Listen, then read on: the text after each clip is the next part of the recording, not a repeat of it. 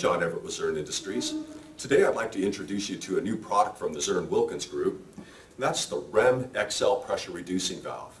They've created a pressure reducing valve with a very short lay length, therefore it lends itself well to retrofit and replacement applications.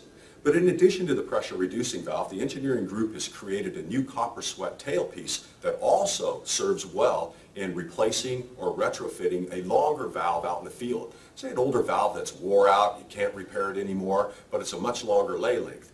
We needed a solution to make it easier for you to solder in the new valve in the field. And this copper replacement and retrofit tailpiece will do just that. I've got an accompanying video I'd like you to follow along with, and you'll see how quickly you can install the REMXL out in the field utilizing the new copper replacement tailpiece. In this particular video, once again, we have a longer lay length pressure reducing valve that we're going to replace with a much shorter lay length REMXL from the Zurn Wilkins Group. In this case, we're going to use the copper sweat replacement tailpiece. So in this case, the installer is marking the maximum length that he'll need in order to get this tailpiece installed correctly.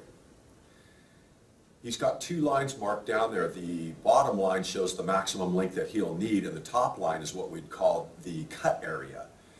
When he installs the new tailpiece, he's going to cut off a section of the old tailpiece. This particular installation is revolving around a 1-inch REMXL, and as I said earlier, it's a much shorter valve than the existing valve. He's using a copper cutting tool.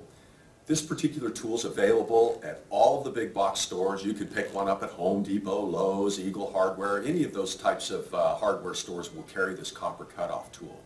Now this particular tool is sized for 1-inch copper pipe. As he rotates the tool around, he tightens the cutting wheel internally, and that bites into the copper, and as he rotates it around, it takes a small cut each time. And he'll keep rotating around until ultimately he cuts through the existing copper pipe. While he's doing the cutting here, if you need further information, I would encourage you to visit our website at zurn.com. You'll want to query the REMXL, and once you get to the REMXL landing page, simply click on the specification submittal sheet and the instruction sheet, and that'll give you more information describing how the copper replacement tailpiece is actually installed on the pipe. Right now he just loosened up the tailpiece nut on the existing longer length pressure reducing valve so he can remove it, the copper stub that he cut out, and now that'll allow him to unthread this longer existing regulator. He's using in this case, he's got an 18-inch pipe wrench. It's not necessary to have that if you don't have one available, but say you do have a pair of channel lock water pump pliers, those will be more than adequate to remove this old valve. What he's doing is right now is just sizing his wrenches. The wrench on the regulator is used to unthread it, but the wrench up above on the existing wrought copper tailpiece is simply a backup so that when he loosens the existing regulator, he doesn't twist or bend the previously soldered on copper pipe and wrought copper fitting. Now at this juncture, the old regulator has been removed. Now he's going to begin doing his prep work for the installation of the new REMXL and its copper sweat replacement tailpiece.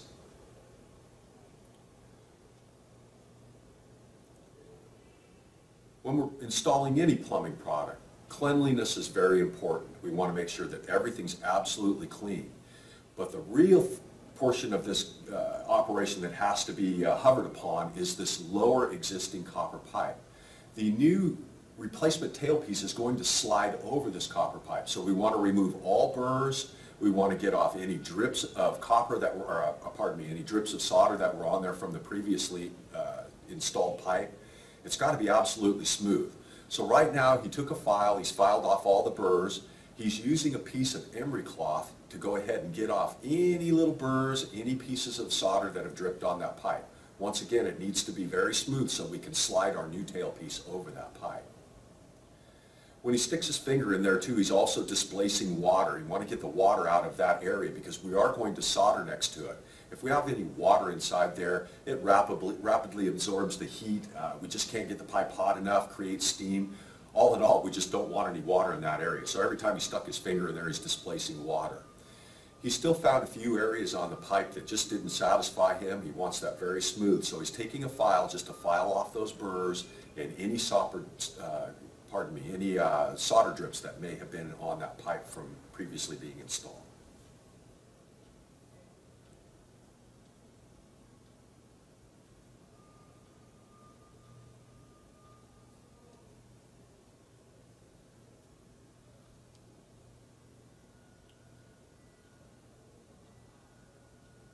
Once again, the installer is making measurements. He wants to put a mark on there to show him the absolute minimum spot where that copper tailpiece can be installed.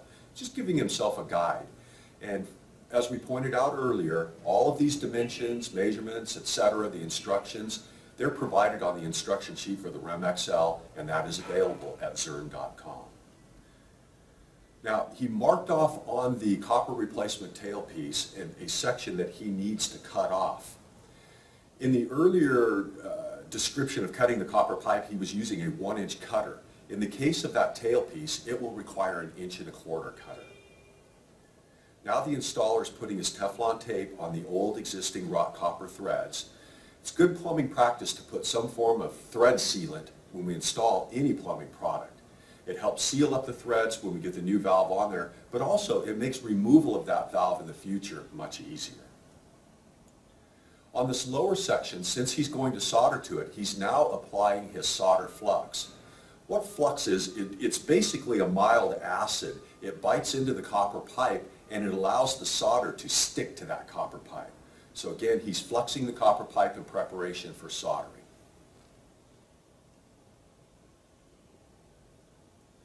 Although you can't see it right now, well, there you go, he's fluxing the inside of his new copper replacement tailpiece.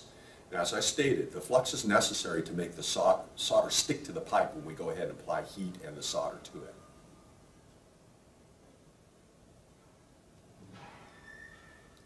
Now he'll go ahead and slip on his copper replacement tailpiece. He's got it down into position.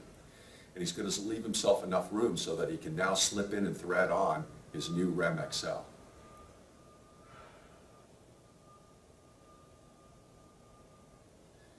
Also on the body of the REMXL, it's important, pay attention to the direction of flow arrow on there. You want the head of the arrow pointing towards the house. In other words, that arrow points in the direction of flow. The installer was careful to make sure that he did install the regulator in the right direction of flow. Now he's using, again, a backup pipe wrench on the top and a pipe wrench on the lower in order to tighten the REMXL onto the existing pipe. Once again, you want to be careful when you're doing this such that you don't strain the copper pipe that was already existing. Copper pipe's fairly thin wall in nature, and we don't want to put too much torque on it as we could twist it or even break loose the existing copper solder joint.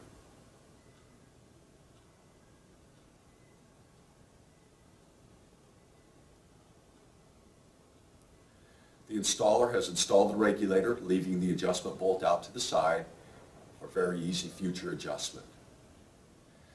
Now, with the file, what he's doing is he's holding up his copper swept tailpiece. Obviously, he's not going to grab a hold of that with his fingers, so he's just using his file to hold it up while he applies heat to the copper replacement tailpiece.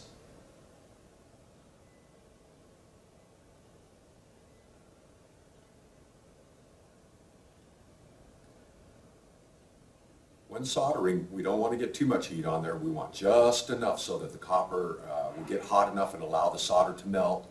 The flux that we put on there earlier draws that solder up in between the two pieces of solder, the existing copper tube and the replacement copper tailpiece.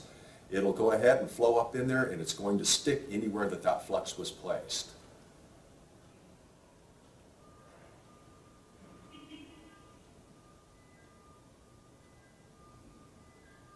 Now what he's doing is he's going to lift up the tailpiece nut. You can give it a little wiggle there. You know, as you're soldering, a little bit of solder will fall down. That's to be expected. Just be very careful when you're doing this. Extremely hot surfaces, we don't want to burn ourselves.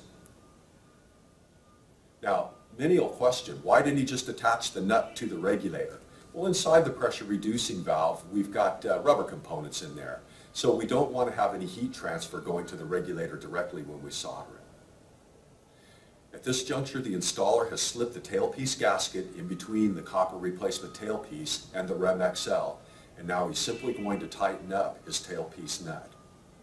It won't require super duper tightening. Again, it's gasketed. The gasket is rubber and it will seal the REMXL to the copper replacement tailpiece. Just want to get that nut snug.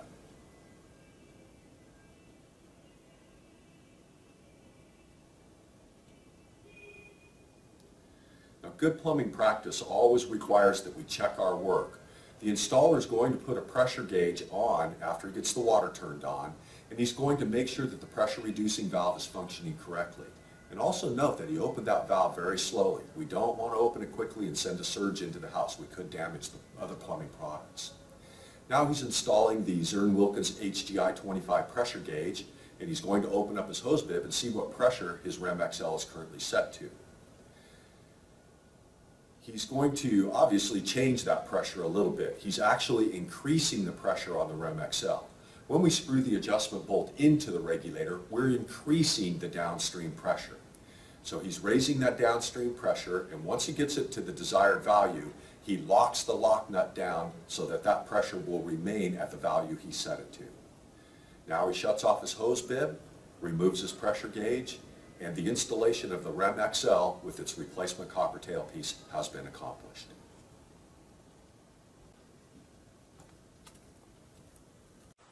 I hope you enjoyed this video. If you liked our video, please subscribe to our YouTube channel. For more product information or to speak to a customer care representative, please visit our website at zurn.com.